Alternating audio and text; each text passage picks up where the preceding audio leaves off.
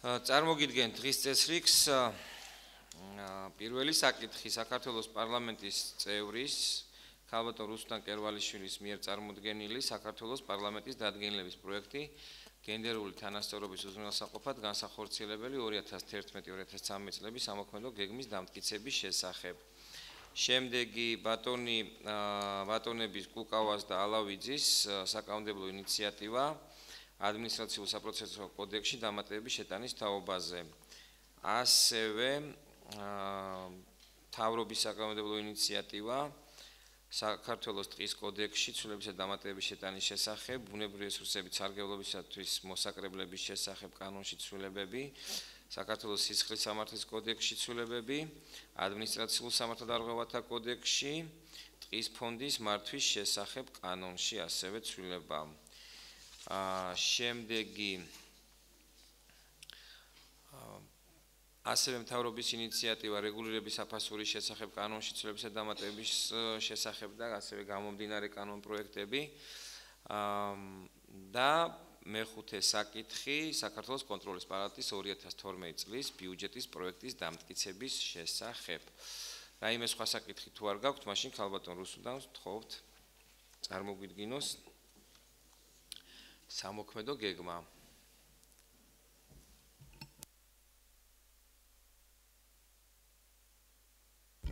დიდი მადლობა.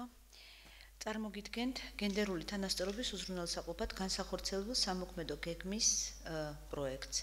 დადგენილების პროექტის მომზადება განპირობებულია გენდერული თანასწორობის შესახებ კანონის მოთხოვნიდან გამომდინარე აღნიშნული კანონის მიხედვით პარლამენტი გენდერულ საკითხებზე სისტემური და კოორდინირებული მუშაობის უზრუნველსაყოფად ქმნის გენდერული თანასწორობის საბჭოს.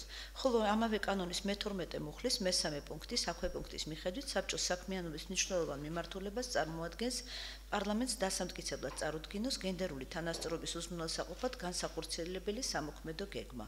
ამავე დროს უზრუნველყოს ამ გეგმის შესრულების კოორდინაცია და მონიტორინგი. სწორედ გენდერული თანასწორობის შესახებ საქართველოს კანონის ფარგლებში არის მომზადებული წარმოდგენილი დადგენილების პროექტი. დადგენილების პროექტის მიზანია უზრუნველყოს გენდერული თანასწორობის განხორციელებისთვის კონკრეტული ღონისძიებების განსაზღვრა, ხელი შეუწყოს გენდერული თანასწორობის შესახებ კანონის იმპლემენტაციას და აღნიშნული კანონით გათვალისწინებული პრინციპებისა და დებულებების პრაქტიკულ რეალიზებას. მოგახსენებთ, რომ მისი შინაარსის გათვალისწინებით დაგეგმილია ღონისძიებების შემდეგ 8 სფეროში: გენდერული თანასწორობის ინსტიტუციონალური მექანიზმის გაძლიერება, განათლება და ცნობიერების ამაღლება, ეკონომიკა, სტატისტიკა, ქალთა პოლიტიკური მონაწილეობა, უსაფრთხოება და მშვიდობის მშენებლობა, ჯანმრთელობა და სოციალური დაცვა და გარემოს დაცვა. გენდერული თანასწორობის ინსტიტუციონალური მექანიზმის გაძლიერება სამოქმედო გეგმაში უმნიშვნელოვანეს ამოცანადაა დასახული. სამოქმედო გეგმის ეკონომიკური ხასიათის მიმართულებებში პრიორიტეტულია დასახელებული გენდერული ასპექტების გათვალისწინებით სახელმწიფო ბიუჯეტის და შერჩეული რამდენიმე მუნიციპალიტეტის ბიუჯეტების ანალიზი და მონიტორინგი. მონიტორინგის შედეგებზე დაყრდნობით კი სასურველია შესაბამის სტრუქტურებთან თანამშრომლობის პრინციპების დასანერგა. თუნდა აღინიშნოს, რომ გენდერული ბიუჯეტი გენდერული თანასწორობისა და სოციალური სამართლიანობის პრინციპების დამკვიდრების უმნიშვნელოვანესი ინსტრუმენტია. იგი ხელს უწყობს ქალისა და მამაკაცისთვის თანასწორი პირობების და შესაძლებლობების უზრუნველყოფას ფინანსების მართვისა და განკარგვის პროცესში. იგი ავლენს სხვადასხვა სოციალური ჯგუფის მოთხოვნებს და ინტერესებს, უზრუნველყოფს სიღარიბის შემცირებას, პროგრამებს და ათასწლეულების მიზნებში ასახული ამოცანების განხორციელებას, რაციონალურ განაწილებას ქალისა და მამაკაცის საჭიროებების გათვალისწინებით. აგრეთვე გათვალისწინებულია პროფესიული მომზადება გადამზადების პროგრამებში, ქალისა და მამაკაცის თანაბარი მონაწილეობა, სტატისტიკის სრულყოფა, სახელმწიფოს მიერ დაფინანსებულ სტატისტიკურ კვლევებში შესაბამისი ასპექტების მოძიება, საკრებულოში არჩეულ ქალთა ფორუმის მდგრადობის ხელშეწყობა და ადგილობრივ დონეზე ლიდერ ქალთა გამოვლენა და მოტივირება და სამოქმედო გეგმის ერთ-ერთი მეტად მნიშვნელოვანი ნაწილია უსაფრთხოებისა და მშვიდობის მშენებლობის პროცესში ქალთა მონაწილეობის ხელშეწყობა. სამშვიდობო პროცესებში აქტიური მონაწილეობა ქალთა წარმატების წინაპირობაა. განსაკუთრებული ყურადღება ექცევა სოფლის მოსახლეობას და ამიტომ ძირითად საქმიანობად სამოქმედო გეგმაში დასახულია სოფლის ექიმების გადამზადება, გაძლიერება, რეპროდუქციული ჯანმრთელობის კომპონენტის გაძლიერებით. გენდერული თანასწორობის საბჭო გეგმავს ასევე გარემოს დაცვის სფეროში გენდერული ასპექტების შეტანას, დაგეგმვას, პრევენციას, საერთაშორისო კონვენციების პოპულარიზაციაში ქალთა აქტივობის განაწილებას. დადგენილების პროექტის მიღებასთან დაკავშირებული დაფინანსების წყარო არის სახელმწიფო ბიუჯეტი. სახელმწიფო ბიუჯეტში შესაბამისი კანონპროექტის მიღება არ იწვევს ცვლილებას ბიუჯეტში დამატებითი სახსრების გამოყოფას და ხარჯვითი ნაწილის ცვლილებას. დადგენილების პროექტი არ ითვალისწინებს სახელმწიფოს მიერ ახალი ფინანსური ვალდებულებების აღებას. არ იწვევს ფინანსურ შედეგებს იმ პირთათვის, რომელთა მიმართაც ვრცელდება კანონპროექტის მოქმედება. დადგენილების პროექტის მიღებით არ წარმოიქმნება საერთაშორისო ორგანიზაციებში საქართველოს წევრობასთან დაკავშირებით დამატებითი ვალდებულებები. არ ეწინააღმდეგება საქართველოს ორმხრივ და მრავალმხრივ ხელშეკრულებებს. პირიქით გამომდინარეობს საქართველოს საერთო ხელშეკრულებებიდან და შეთანხმებებიდან. დადგენილების პროექტის შემუშავებაში მონაწილეობა მიიღეს ცალკეულმა ექსპერტებმა, არასამთავრობო ორგანიზაციებმა, საერთაშორისო ორგანიზაციებმა და პარლამენტის გენდერული თანასწორობის საბჭომ. კოლეგებო, თუ არის შეკითხვები, აქ გეგმის მიხედვით ახლა გაწერილი არის 2011-2013 წლები. აქ არის სხვადასხვა ორგანოები, ასე ვთქვათ, და ორგანიზაციები უფრო სწორად და შტოები სახელმწიფოსი, ვინც უნდა უზრუნველყოს მთელი რიგი ნაბიჯები. მე ასევე მაინტერესებს მთავრობის პოზიციაც ამასთან დაკავშირებით, იმიტომ რომ მთელი რიგი საკითხებია, სადაც მთავრობის გადასაწყვეტი და ასე ვთქვათ, გადასადგმელი არის მთავრობის მხრიდან ნაბიჯები.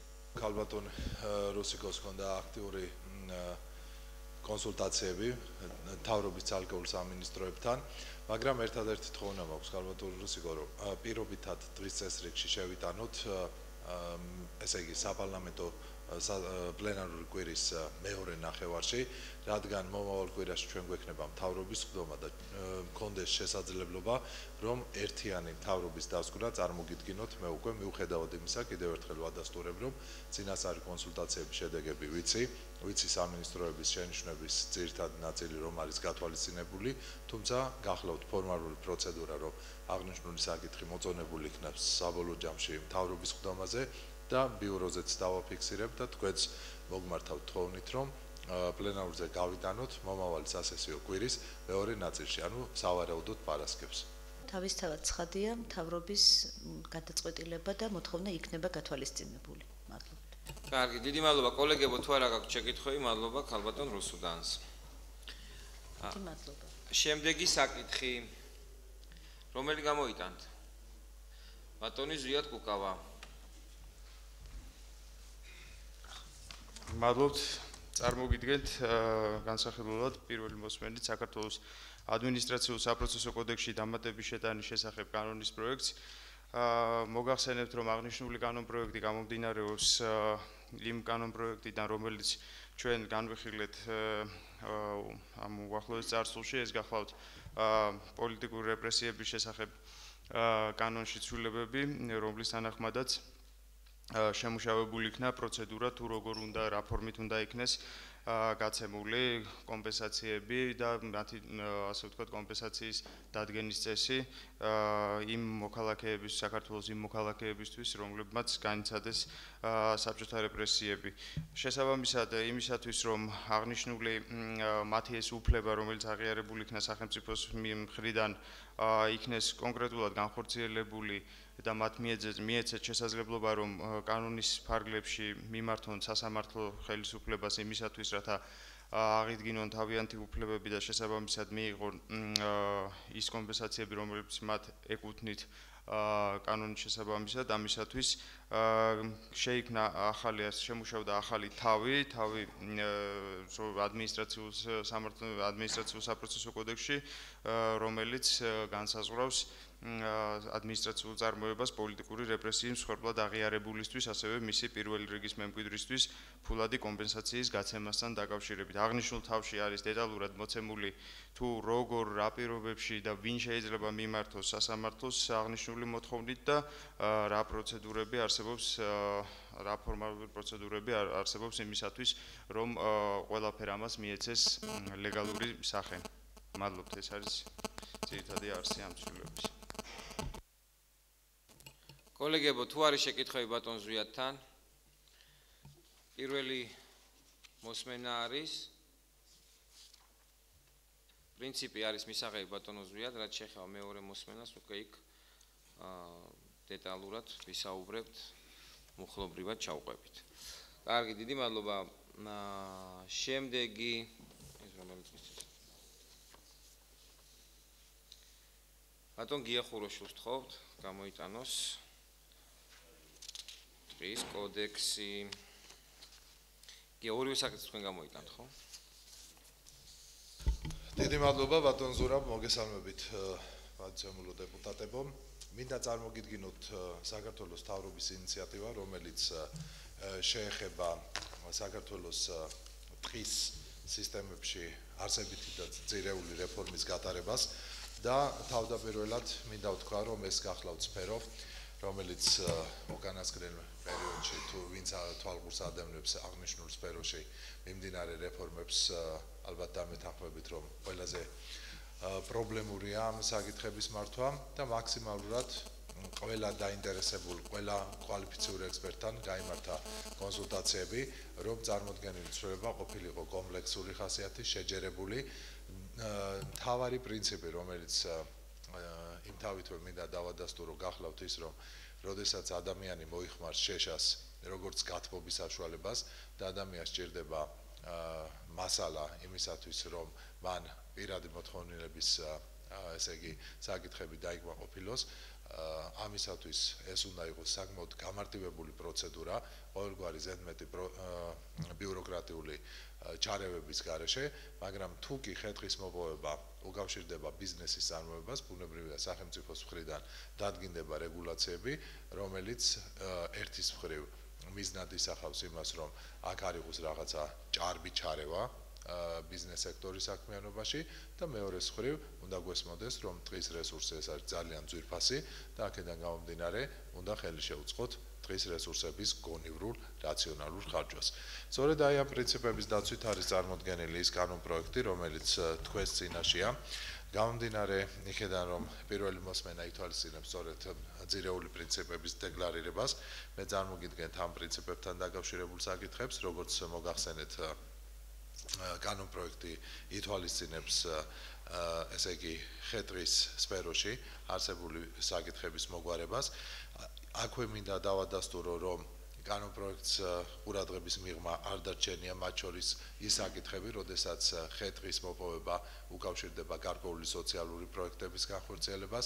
შეგახსენებთ, რომ კონფლიქტის მიმდებარე ტერიტორიებზე ჩვენ გვქონდა აუცილებლობა იმისათვის, რომ ადამიანებისათვის დაგვერიგებინა სადღეო რესურსი. ასეთ შემთხვევაში სახელმწიფომ გამოყო რესურსები სწორედ ამ ხე-ტყის მოპოვებისათვის და მოსახლეობის დარიგებისათვის, ასევე შეიძლება იყოს სხვა მსგავსი ტიპის ობიექტური აუცილებლობა და ამიტომ სიახლე, რომელიც წარმოდგენილ კანონპროექტში შემოდის, მათ შორის ითვალისწინებს ეგრეთ წოდებული სოციალური ჭრების, როგორც ახალი ჭრის სახის დაფიქსირებას.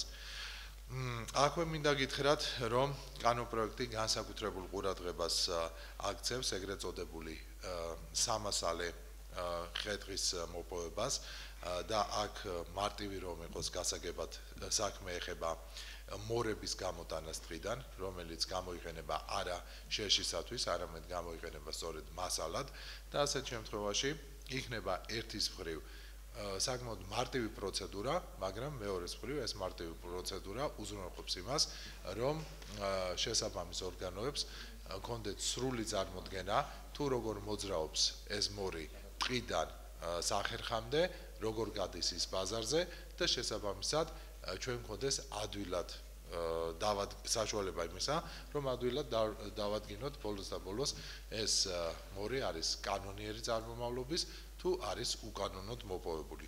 ამისათვის შემოღებული იქნება სპეციალური ფირნიშის ფორმა, რომელიც ადასტურებს საქართველოს კანონმდებლობით გათვალისწინებულ შემთხვევაში მრგვალი ხე-ტყის, კერძოდ კი მორის